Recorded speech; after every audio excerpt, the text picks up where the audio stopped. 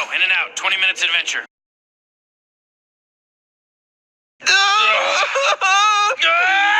If you're feeling suicidal, you've come to the right place.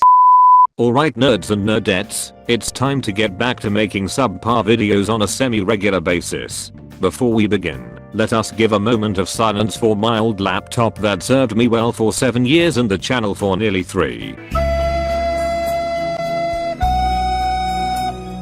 For those of you who do not know, in January of this year I took the plunge into the rabbit hole that is Warhammer 40K, a hobby that is infamous for how expensive it can get. In this video, we are going to look at some cheaper alternatives to Warhammer. A few things before we get into the meat of this pitiful excuse of a video.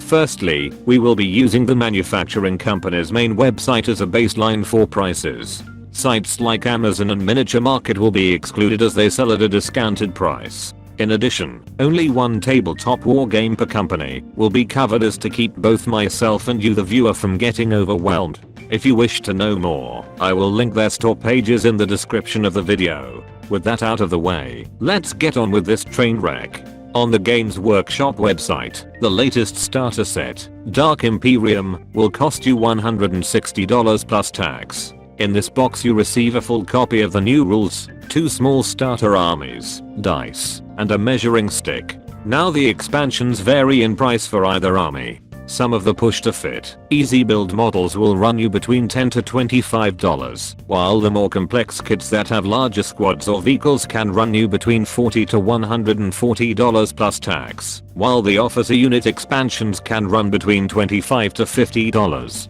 Compare this to Warlord Games Bolt Action Starter Set with rules, which costs $112 plus tax and the expansions cost $41 for a squad, and between 35 and 84 vehicles. Some of the vehicle expansions have 3 models per box whereas the 40k expansions only have 1 vehicle. Lastly, the officer expansions only cost $10.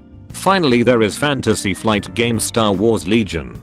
That starter set costs $90 with squad expansions costing $25, larger vehicles costing $50 and officer expansions for $12. I'm fairly certain that there are other more reasonably priced miniature war games out there, but those were the ones that came to mind. If you can think of any more, please tell me in the comments.